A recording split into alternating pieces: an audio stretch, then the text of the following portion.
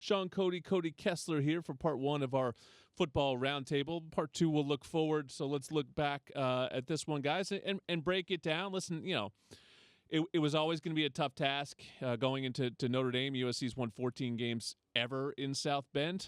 So this is unfortunately not a rare occurrence that the Trojans don't get a win. They were certainly right there throughout, and I think that they'll feel like they have some regrets coming out of the game. But when you guys said after the game, you sort of ultimately felt like the best team won, I think you're really talking about the run defense and just the game up front for Notre Dame. They won it up front really on both sides of the ball.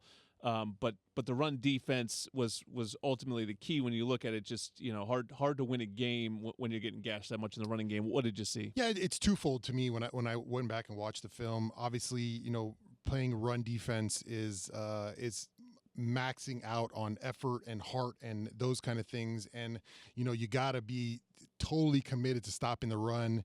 And we just weren't getting off enough blocks, winning some of those one-on-ones and in those kind of areas. And that's probably the first concerning part of it. And the second concerning part is probably the game plan going into it, right? Thinking about, how we want to stop this team. What do we want to do in the box? And I think if you looked on the other side of the ball, what Notre Dame was focused on, it was focused on stopping the run. You saw that extra defender in there. You saw them really commit to stopping that. And we were kind of on the fringe. And you got to give it up to Notre Dame offense.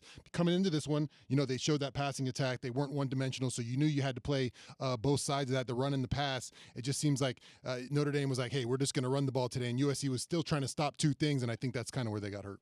Yeah, and it was frustrating, too, because the week prior against Michigan, we dominated up front with our front seven. We were playing on the other side of the line of scrimmage. We were staying disciplined in our gaps, and it had great gap integrity, and then that was just absent in this game. And that's a good offensive line for Notre Dame. I know they had their backup center. I know they had some guys out, but that's a physical offensive line, and they've got a surefire first-round talent in Jeremiah Love, and Price behind him is also a very good back, and they're making some runs that not a lot of guys can make at that college level. But I think the frustrating part for me was the disconnect between the play calling and the execution on the field. To Shaun's point, I thought we did a good job for most of this game of loading the box and having guys and bodies in there to make the play, but then we would have 3 or 4 guys in the same gap, and the backside C gap's wide open like on that first run. We had Bishop Fitzgerald coming down, playing the other side, and I don't know who was supposed to be there exactly. I'm not in the meeting rooms, but there's just no one in that area, and that can't happen against that type of team, because then that's 70 yards to start the game, and you get the crowd involved after you go down and score, and that's a spark play, and then they have chunk play after chunk play, and they're getting 10 yards on first down and 12 yards on first down.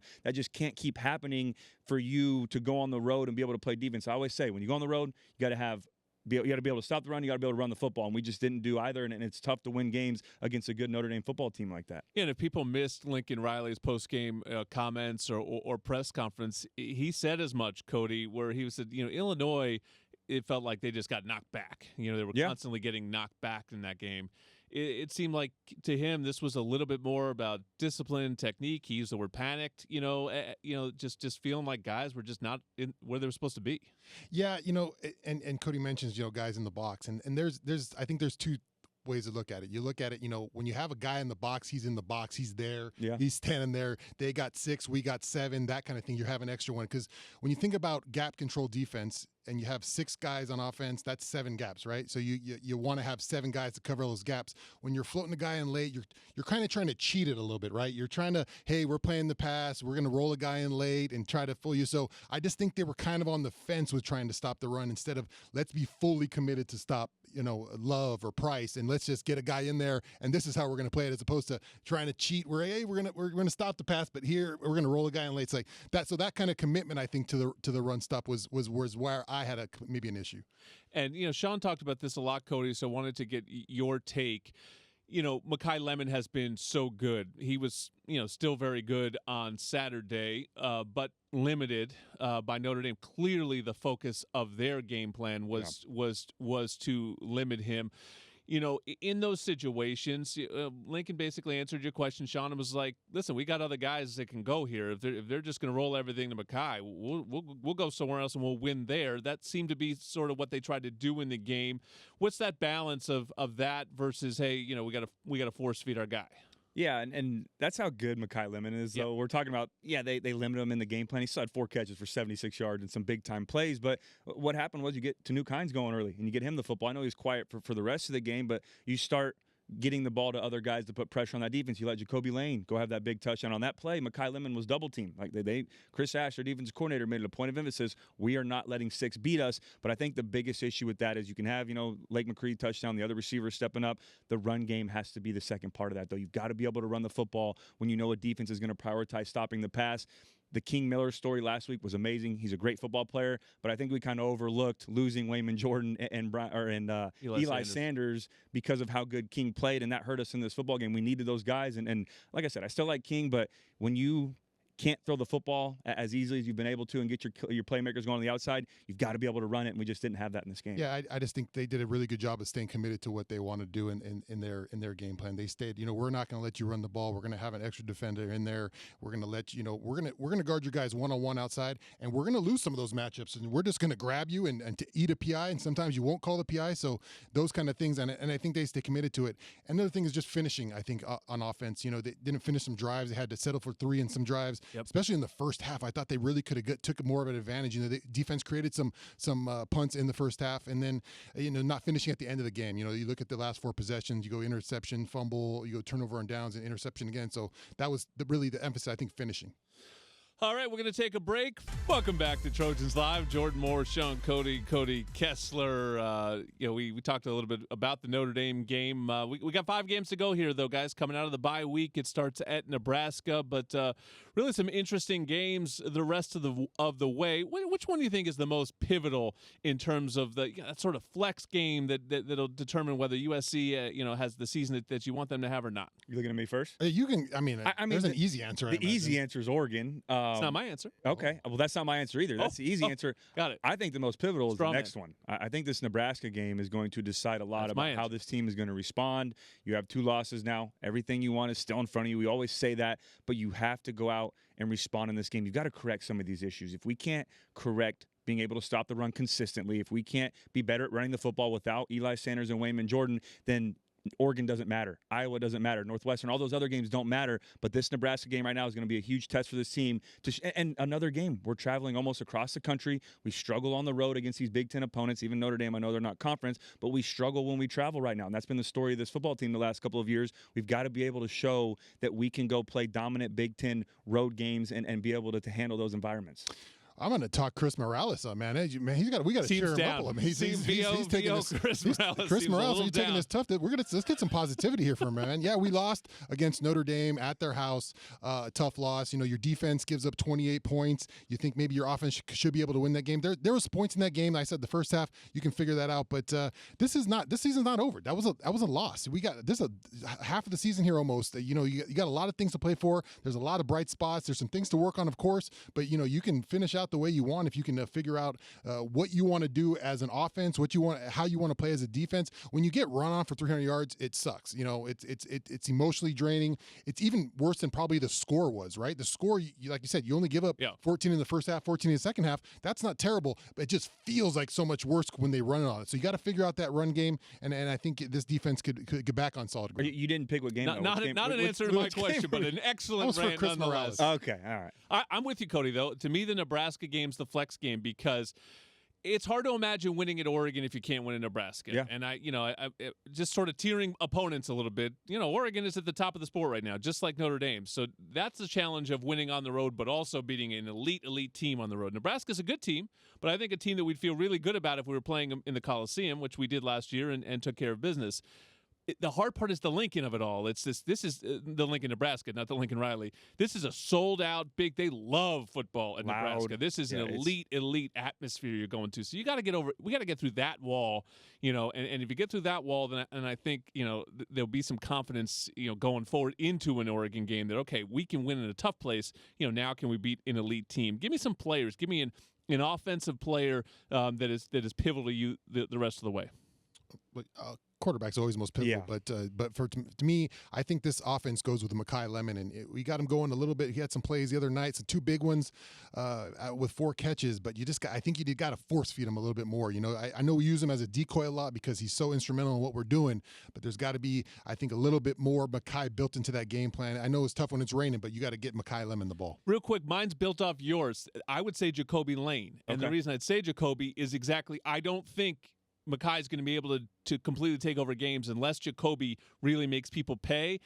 I thought, I have really high standards for him. He was obviously really good on Saturday, 6 catches, 111 yards, but left a little bit out there, by his standards. So, to me, if he goes out there and just has a monster game, well, then, great, cool. Then you want to throw everyone in Makai? Fine. This guy's he's going to be our Biletnikoff Award winner for the second half, but he's got to do it too. Yeah, and the tight end room as well. You could throw them into that group. I'm sticking with quarterback, though. I think how Jaden Maiava plays these next 5 games is going to determine if we have a chance in the postseason. Does he need to run more, Cody? He does. That's the commentary that he absolutely does. And there's times on film, and I've always talked about the zone read, right? It's not always taking it and running. It's just making the right read with that defensive end. If they crash down, you can pull it. If they stay upfield, then you can give it. Also have to be ready for that scraping linebacker. But the things that I want to see him do more is when the play breaks down.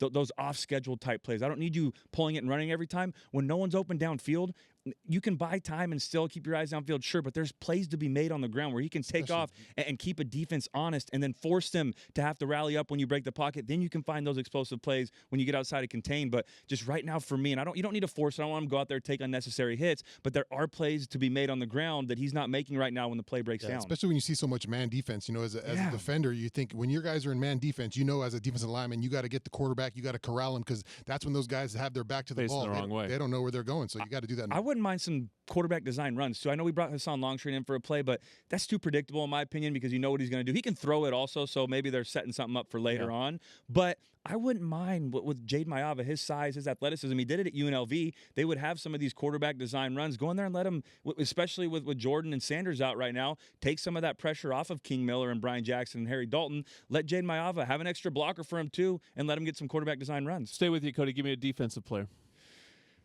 I'm going to go Kamari Ramsey. I want to pick someone maybe that's not a big name, but I can't. I got to go with Kamari Ramsey. He can play down in the box. He can play in coverage. He does it all for this USC defense. The versatility that he has is just so important for us and our success on the defensive side of the ball. You can argue Eric Gentry's maybe a 1B, but Kamari Ramsey, the relationship he has with Danton Lynn, the understanding he has of this scheme, he has to be that guy going forward and be dominant both in the run and in the pass.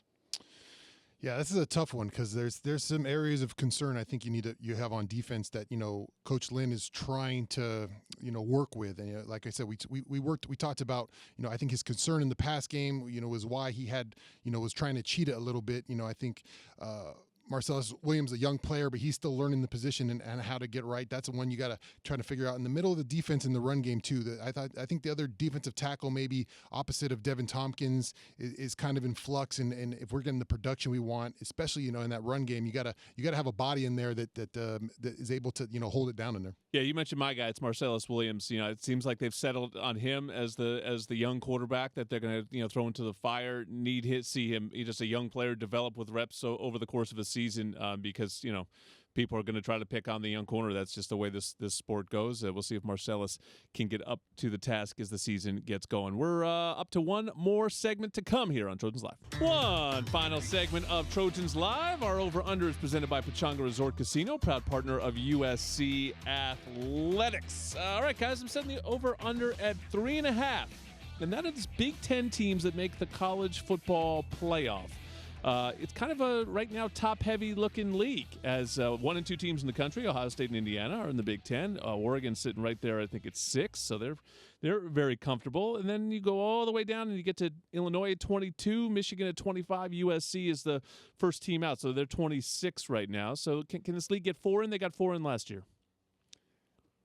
Being optimistic and being a Trojan, I want to say yes, because if we beat Oregon, I think we'll kick them out as maybe being that other team. Certainly, if USC wins out, I think they're in. They have an argument. I think Illinois and Michigan probably, 10-2 out of the Big Ten is I would think a playoff. Yeah, I'm going to go over. I'll go over on that, and I think we'll be that 4th team. I got to see how this thing goes against Nebraska, man. We got to get back on track here. I got to find a way on the road to play better ball, and that's just my honest answer. So. Yeah, 60 seconds left.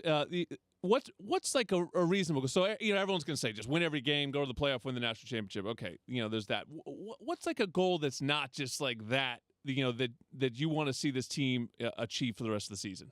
I want to see us win a road game. I want to see us win a tough, hard-nosed, change the narrative road game like a Nebraska, like an Oregon. I want to see one or both. Give me both of those. I want to see us go out and prove that we can dominate on the road, because you always say there's that 12th man element in the home games, and okay, whatever. Does it really matter where you play? Any place, anytime, anywhere is always a story. That hasn't been the case for this team. Right now, we can't win on the road. We've struggled to go get those competitive road games in the Big Ten. I want to see us go do that in these next 2 games. Yeah, I would copy that answer exactly. Okay. Yeah, and they also have a great opportunity on the flip side of that, too. Some interesting home games coming up. Iowa, Northwestern's playing really well. These are teams tied with, USC right there in the mix, too. So, can they defend the Coliseum, be a great home team the rest of the way, too? Nebraska is next. We'll have another Trojans Live coming up next week. Thanks, everyone. Fight on.